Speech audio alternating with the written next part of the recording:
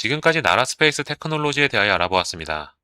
나라스페이스 테크놀로지에 대한 제 종합 점수는 안녕하세요, 공모 주린이입니다. 오늘은 12월 8일에서 9일 청약을 진행하는 나라스페이스 테크놀로지에 대하여 알아보고 종합 점수를 매겨보도록 하겠습니다. 나라스페이스 테크놀로지는 저궤도 초소형 위성 플랫폼의 개발 및 양산, 이를 통한 지구 관측 영상 확보와 인공위성 영상 기반 분석 서비스를 제공하는 기업입니다.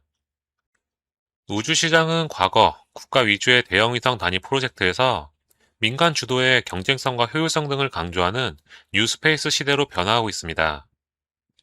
나라스페이스는 위성 설계부터 운용, 영상, 분석 서비스까지 전 과정 자체를 수행하는 엔드투엔드 서비스를 제공하는 기업입니다. 초소형 플랫폼인 옵저버는 2023년 성공적으로 발사한 위성으로 고화질의 이미지를 지금도 수십 장 보내며 교신을 하는 중이며 2026년 발사 예정인 나르샤는 메탄 탐지와 환경을 모니터링하는 위성이 되겠습니다. 플랫폼 제작부터 운용까지 통합 제공으로 글로벌 레퍼런스를 확보하였고 자체 위성의 상용화를 성공시켰으며 가격 경쟁력을 갖춘 고해상도 위성 영상 판매와 분석 서비스를 제공하며 AI를 위해 전처리를 진행한 선명한 이미지를 제공하고 있습니다. 위성 개발 단계에서 선수주를 확보하기도 하였고요. 해외 유사 기업들은 2024년 말 이후부터 주목받으며 고성장과 함께 밸류에이션이 급등하였습니다.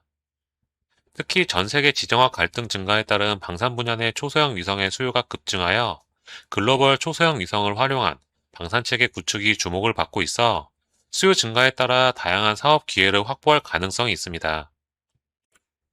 그리고 탄소 배출 모니터링 수요 급증에 따른 차세대 환경 관측 위성 개발 및 수주 본격화에 대한 기대감으로 내년 발사 예정인 나르샤가 주목을 받을 수 있겠습니다. 현재는 정부와의 다수 협업 경험 및 초소형 위성 관련 분야 예상 증가에 따라 수주가 확대될 것으로 기대하고 있고 아직은 정부 수주에 기대고 있는 모습입니다. 추후 누리호 발사 계획에 민간 기업 제품을 우주상에서 성능을 검증할 것으로 보이는데 위성 플랫폼 제작 계획을 체결하여 관련주로 들어갈 수 있겠습니다. 국내 경제업체로는 세트랙아이나 AP 위성 등의 기업이 있는데 매출액 규모에서는 비교가 안 되는 기업들입니다. 재무제표를 살펴보면 매출은 매년 증가하고 있지만 아직 크지는 않은 수준이며 지속 적자를 기록하고 있습니다. 공모가 산정을 위한 비교 대상 기업들은 앞선 경제업체들을 골랐으며 PER이 아웃라이더 수준인 51.72배로 매우 높게 책정됐습니다. 해당 기업들의 당기순이익이 떨어지며 일시적으로 높아진 PER일 때 적용된 것으로 보이는데 여기에 2027년 추정 당기순이익에 할인율을 적용해서 계산했습니다. 매출액이 역시 내년부터 크게 증가하면서 흑자 전환을 자신하고 있습니다. 매출액의 상승폭은 가파르긴 하지만 2배 이상을 이뤄낼 수 있을지는 모르겠습니다. 평균 PER을 적용하면 주당 평가가액은 23,805원이 되고 평가액 대비 할인율을 30.69%에서 44.97% 적용하면 희망 공모가액 밴드는 13,100원에서 16,500원이 되고 수혜측을 통해 공모가는 최상단 16,500원으로 결정되었습니다. 나라스페이스는 기술트 내 상장으로 각각 싱글 A와 트리플 B 등급을 받고 상장하게 되겠고요. 자금의 사용 목적은 인공위성 연구개발을 위한 운영 자금과 시설 자금으로 사용할 예정입니다.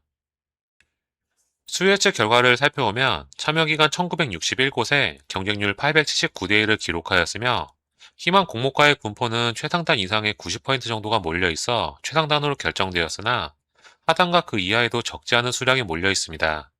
좋지 않게 본 기관들이 여럿 있다고 볼 수 있겠죠.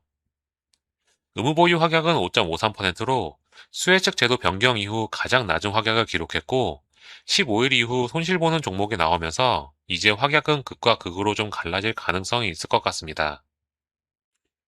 이번 청약의 주관사는 삼성증권이며 청약일은 12월 8일에서 9일, 환불일은 11일입니다.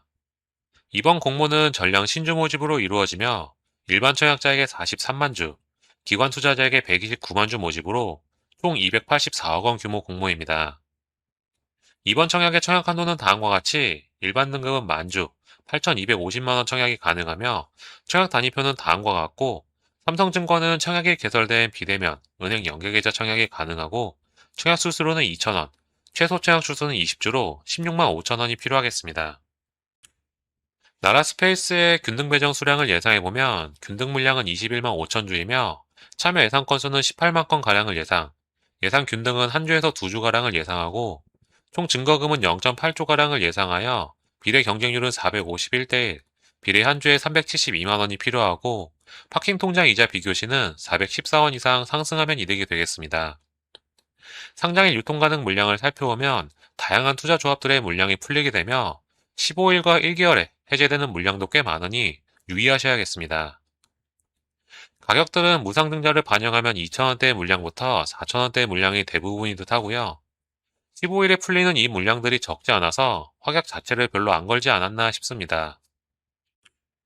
기관 투자자 확약을 적용한 상장일 유통 가능 물량은 전체 주식의 31.79%가 유통 가능하며 유통 가능 금액은 604억 원이 되겠습니다.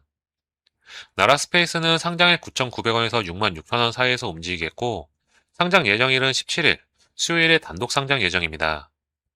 지금까지 나라스페이스 테크놀로지에 대하여 알아보았습니다. 나라스페이스 테크놀로지에 대한 제 종합 점수는 B입니다. 대부분 상장 결과가 좋지 못했던 우주항공 관련주입니다. 길게 끌고 갔다간 거의 다 손실이었고요. 기관 투자자들의 수혜측도 변경된 이후 최저로 나왔는데 15일밖에 걸지 않은 물량이 175만 주나 되면서 오버행 이슈를 우려했을 것으로 보입니다. 저 같아도 15일에 팔면 손실이지 않을까 우려했을 것 같습니다. 옵저버 위성 발사에 성공하며 현재 안정적으로 운영 중이며 지난달 말 경기셋 1 발사 성공으로 두 번째 플랫폼을 운영하며 차근차근 스페이스 헤리티지를 완성해 가고 있습니다. 다만 미래 가치로 공모가를 잡은 것은 그렇다고 쳐도 보통 아웃라이어로 제외시키는 PER 50배 이상을 비교 대상으로 골라 평균이 50배 이상의 PER로 계산했습니다. 할인율이 괜찮은 편이라고 해도 납득하기엔 좀 어려운 가격이라고 보고요. 최근 누리호의 발사가 성공하고 민간 위성 발사도 진행되며 기대감은 계속적으로 높이고 있는 상황이긴 한데 미래 우주항공 시대는 분명히 올 것으로 기대하고 있으나 지금은 아직 아닌 것으로 생각하고 있으며 개인적으로 우주항공 관련주는 현재는 20배 정도의 PER이 맞다고 보고 있습니다. 청약 일정이 알지노믹스, IBK 스펙과 겹쳐져 있는데 무난하게는 S등급을 부여한 알지노믹스가 워낙 강력하기에 거기에 청약을 집중하는 것이 좋겠고 알지노믹스의 일반 등급 청약 한도가 1억 미만으로 높지 않기에 남는 자금을 여기로 활용할 수는 있습니다. 실질 가치로는 좋지 못하다고 보지만 기대할 만한 건 상장 일정입니다. 10일에서 12일 종목들은 좋지 못한 종목들이 이어져서 수급이 빠질 수 있는데 15일과 16일에는 가볍고 기대치가 높은 종목들이 상장하며 꽤 움직여줄 가능성이 있습니다. 나라스페이스는 그 다음 단독 상장이라 적어도 초반에는 수급을 받을 가능성이 있습니다. 다만 실제 가치보다는 수급의 기대는 청약이 될 수 있기에 리스크는 존재하며 알지노믹스의 청약 한도가 낮기에 은근 경쟁률이 높을 수도 있습니다. 우선은 균등이나 가성비 한 주 정도 청약을 고려하고 대응할 예정입니다. 잘 고려하셔서 청약 결정하시길 바랍니다. 본 영상은 제 개인적인 의견이며 투자를 권유하는 영상이 아니니 유의하시길 바랍니다. 제 채널에서는 12월 8일에서 9일 나라스페이스 테크놀로지의 경쟁률을 실시간으로 제공해드립니다. 많은 시청 부탁드립니다. 영상이 유익하셨다면 구독과 좋아요 부탁드립니다. 감사합니다.